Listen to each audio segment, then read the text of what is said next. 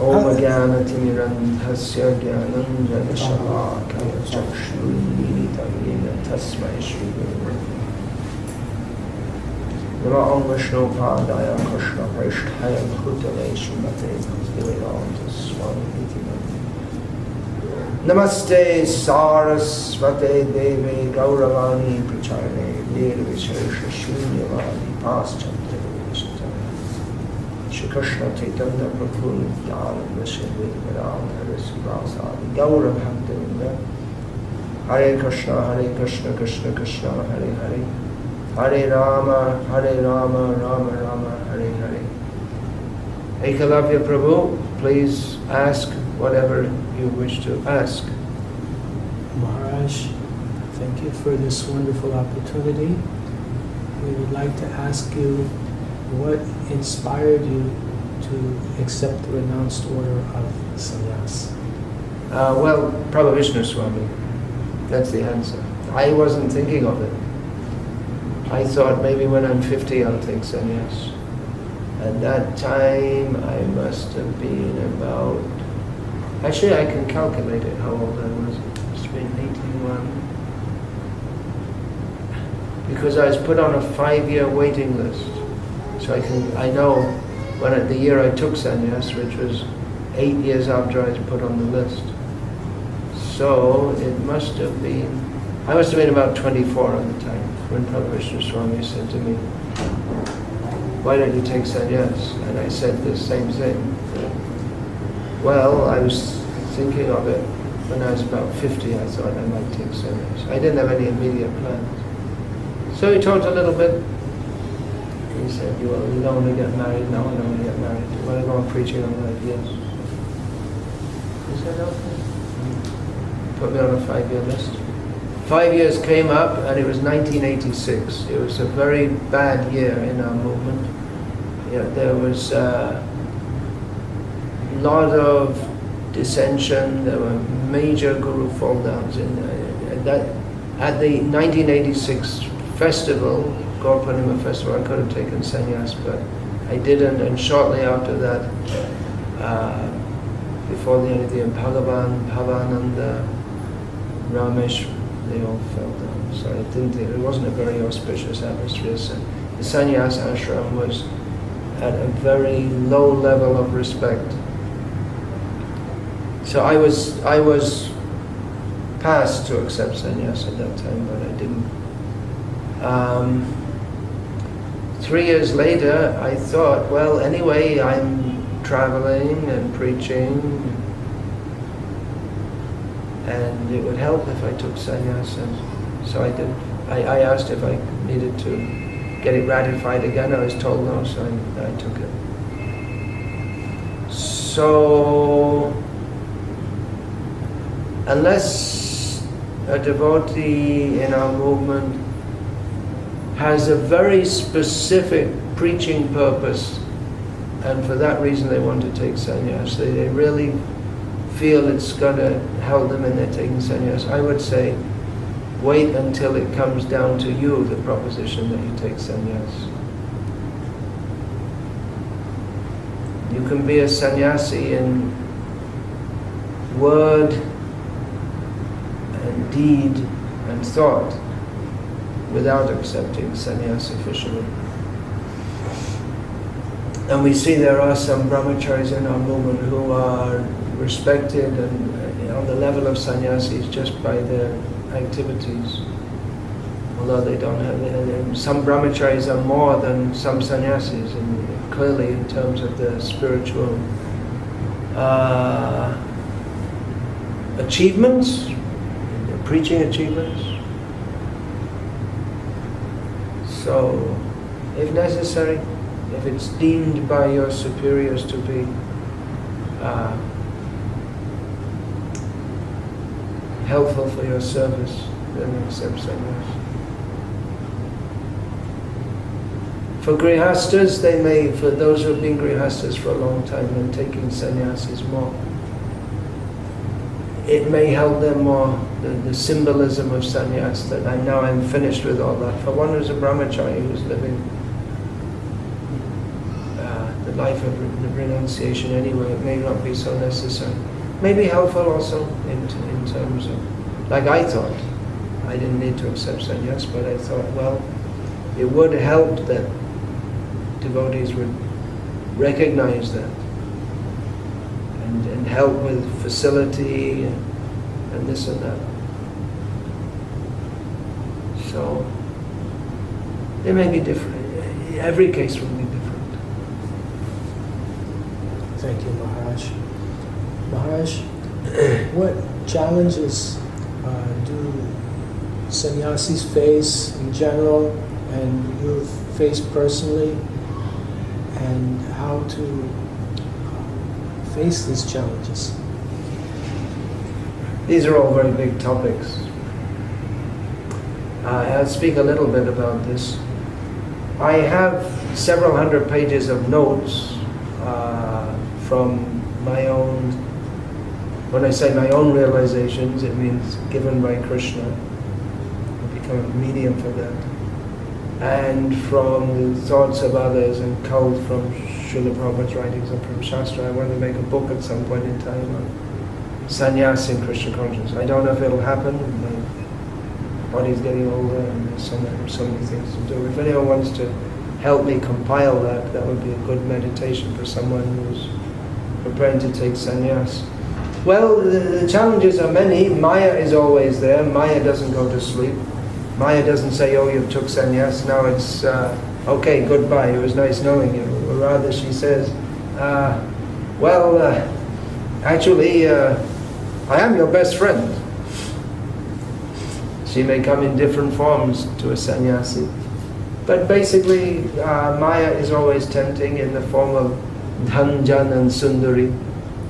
And I've heard it said that some women are particularly attracted to sannyasis, so that keep away from the female species, in the language of Bhakti Vikas Maharaj. Doesn't mean one has to be rude or nasty, but keep a safe distance.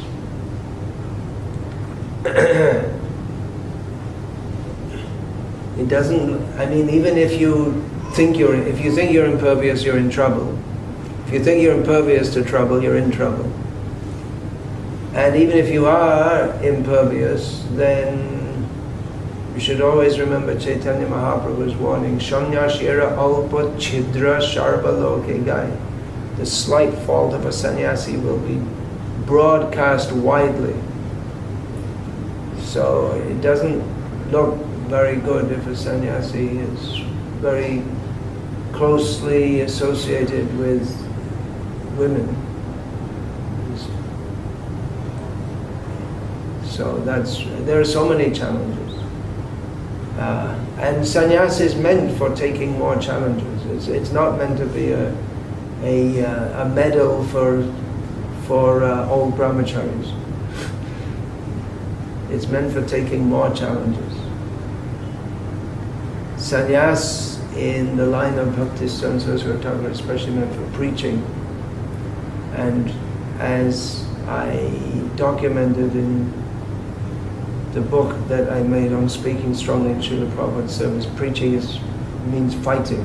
It's quoting Srila Prabhupada. And Srila Prabhupada, he said that especially the duty of sannyasis to open the eyes of these owls, referring to people who deliberately don't want to see. So sannyasis, they have to be prepared to fight. It's not meant to be like that, just patting babies on the heads and of course the sannyasi has a social role also, but don't become too comfortable in that. There's physical comfort, mental comfort.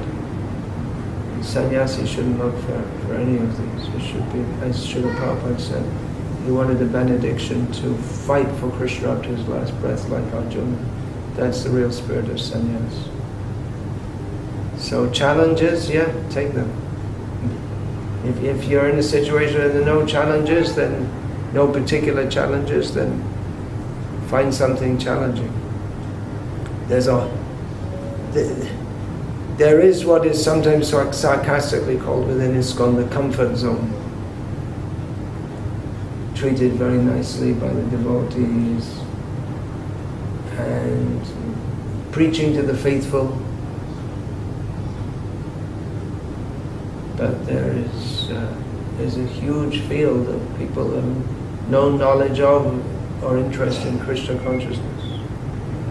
So that has to be faced all over the world.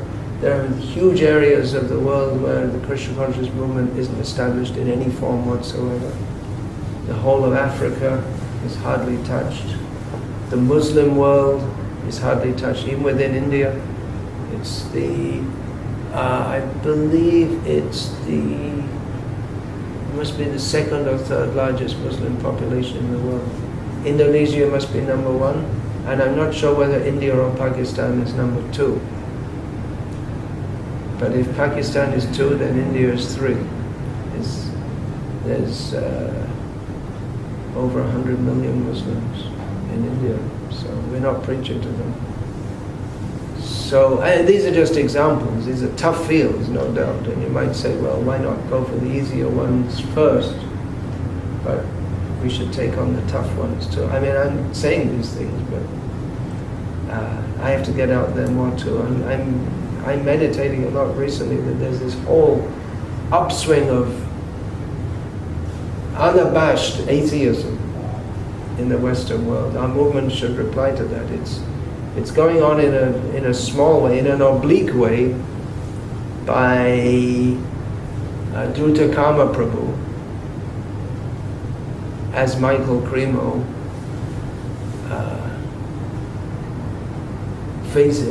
challenging standard evolution theory, but we haven't, as a movement. There have been one or two articles in Bhakti about it, but we have, as a movement, we haven't replied to that. And they are doing a good job actually of bashing up Christianity and Islam for their very poor philosophy. So, but their overall conclusion is wrong if we are to accept what Krishna says, which we do. So we should combat that. So challenges are there, yeah. Sannyasi should take up challenges. The first challenge is to maintain sannyas.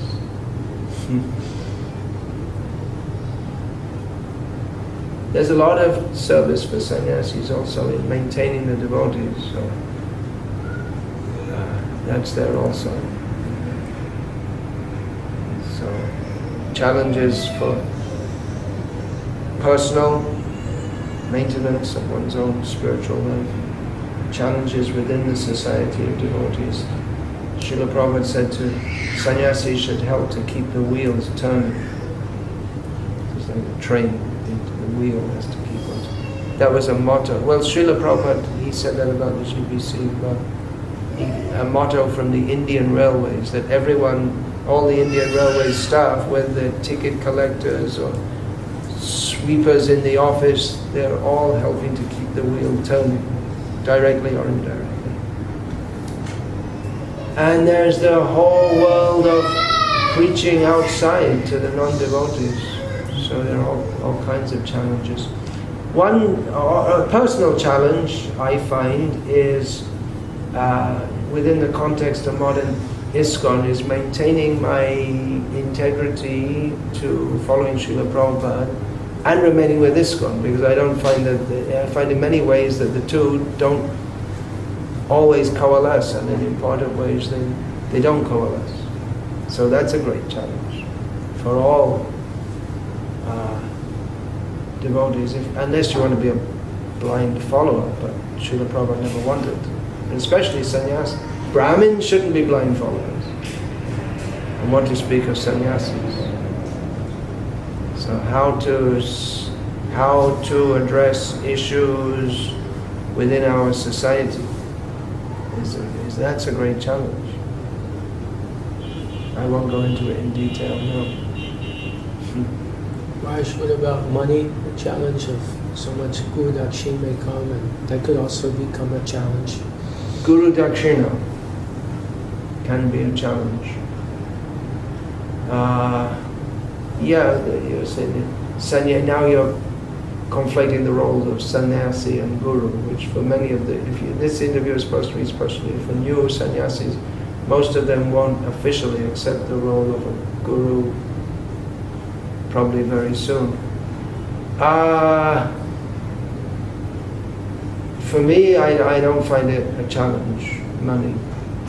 Money comes to me quite a lot, but I don't find it a challenge. I don't keep any of it. I don't manage it myself. I give it to others who manage it for me. It goes for printing my books, and any extra goes for, a little bit goes for travel and this and that, and the rest goes for various projects. So,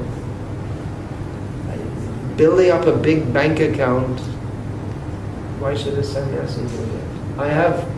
I do have a bank account. It's required for booking tickets online and all this kind of thing.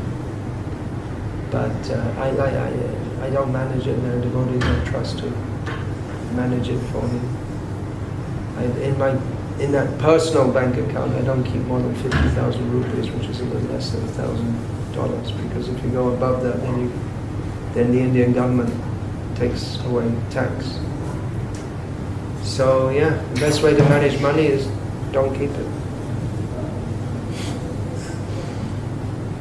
It's not yours anyway. It's not ours. Sannyasi is meant for serving Krishna.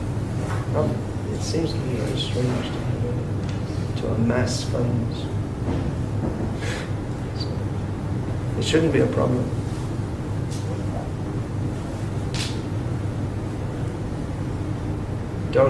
Personal property, keep it to the minimum, whatever we need for our service. Personal house and all this kind of thing. Not a very good idea. In some places, in some farm projects, which some disciples of mine have started, they're building me a house. So I may go there and write. But that should be open to all other sannyasis who visit and this and that. And just simple. Otherwise, the farm project is meant for plain living and high thinking. We have a super luxury apartment in the middle of it. It doesn't exactly set the right mood. It may be that a sannyasi can accept opulence also. Bhaktisiddhanta Saraswati Thakur and Srila Prabhupada showed that example of accepting opulence, but that should be for the purpose of preaching only. Just like Srila Prabhupada, and after he got that Bhakti Vedanta Manor, the plush quarters are there, and then so many big people were brought to see Srila Prabhupada, who probably wouldn't have come at the old Berry Place temple, which was a small place, not so impressive. But Bhakti Vedanta Manor is very impressive. So Srila Prabhupada would welcome there. In Melbourne also had very impressive quarters and an impressive house. And so many important people were brought to see Srila Prabhupada. So it can be used for preaching. That was Bhaktisiddhanta Saraswati Thakur's purpose in accepting opulence. He used it for preaching to people who otherwise, because they only see externals, who otherwise wouldn't have been interested in speaking to him. Maharaj, can you give some advice for aspiring sannyasi candidates? Well, I've given some already. There's much to say. Like I say, I have lots of stuff written down in unorganized notes. So if anyone wants to spend a year or two organizing it all, we could make a book. It's important. Sannyasis have such an important role because they're looked up to. Read Prabhupada's books carefully, be absorbed in them. Remember always that you're representing Srila Prabhupada, so maintain gravity. Remember that there are no breaks from sannyas at any time. There are no holidays or there's no going back. If you think you're going to go back, please don't take sannyas. If you think that you might take sannyas and you might go back, then please don't take it at all. It's a one-way street which is meant to go back to Godhead. No U-turns.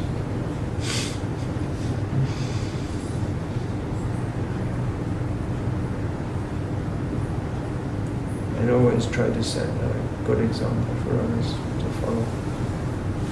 Because devotees will look up to what you do, and if a sannyasi is not strict, then others, they'll take that example. And the sannyasi himself maybe doesn't need to be so strict, but others will take it as an excuse, and then they won't advance.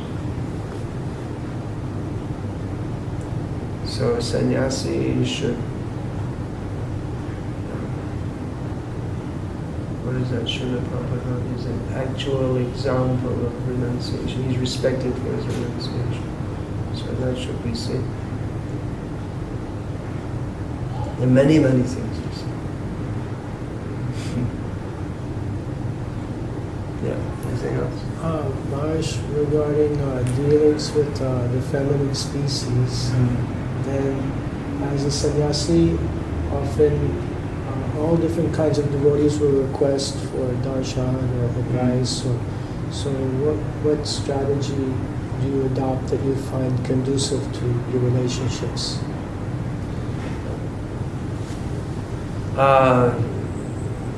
Mataji's mothers, of course, don't leave them alone. Don't discuss their personal affairs. That should be referred to either senior Matajis or to Grihastha devotee, Grihastha males. And women should be married, so they function as a unit, husband and wife. I don't see that it's the duty of a sannyasi, even if the women are his disciples, to intimately instruct them about all their problems and all this and that.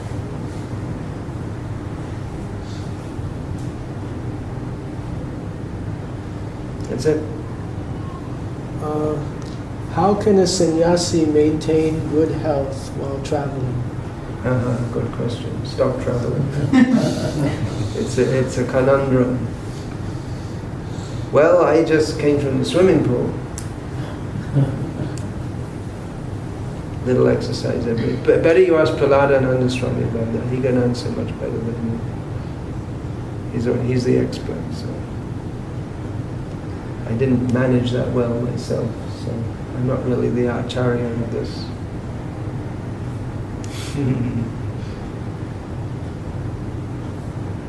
Yeah. Maharaj, what else would you like to add?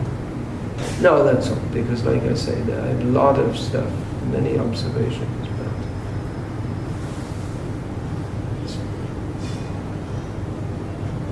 we need many sannyasis, many more sannyasis in our movement. But you can't just make them by rubber stamping.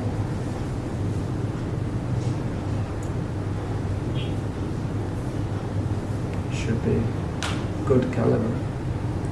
And should speak strongly. Especially the sannyasis. They should read Prabhupada's books, hear what he says, and reproduce in their own words. Srila Prabhupada's message is strong. Especially the sannyasis are meant for speaking strongly.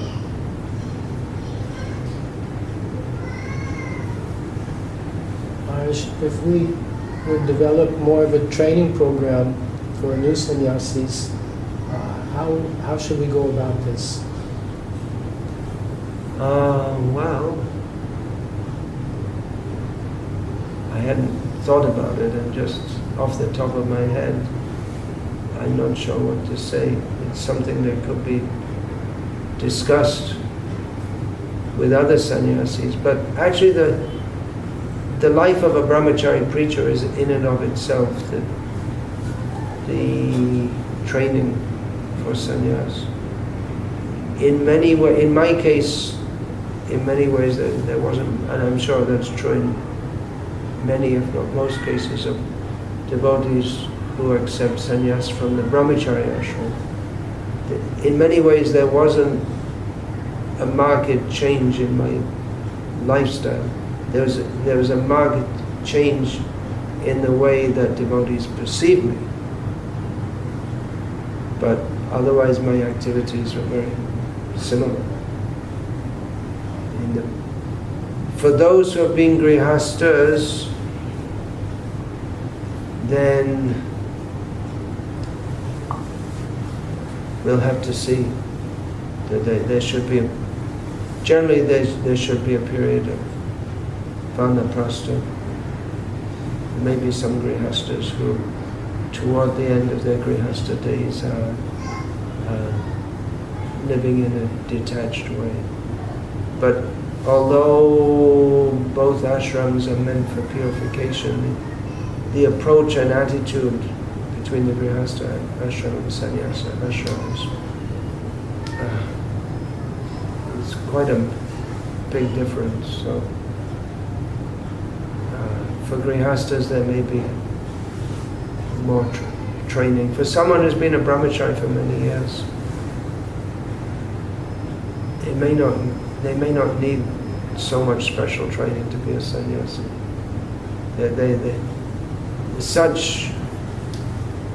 For a brahmachari who's in line for sannyas, they really should be a de facto sannyasi anyway.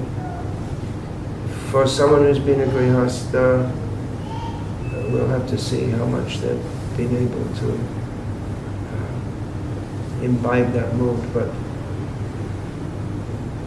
the mood of a sannyasi,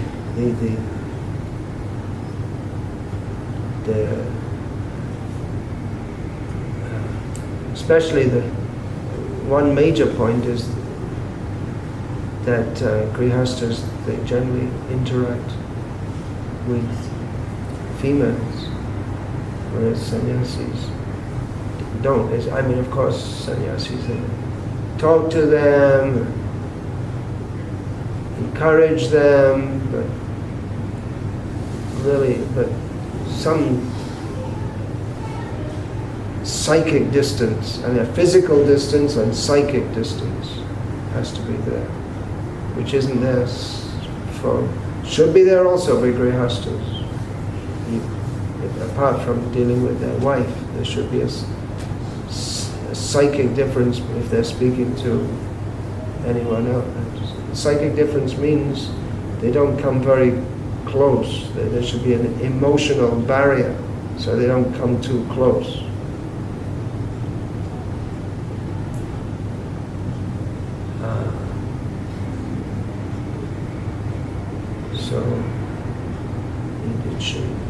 Grihastas who have been serious devotees, they can make very good sannyasis, but it'll have to be seen. For them, more training is required, maybe traveling with sannyasis.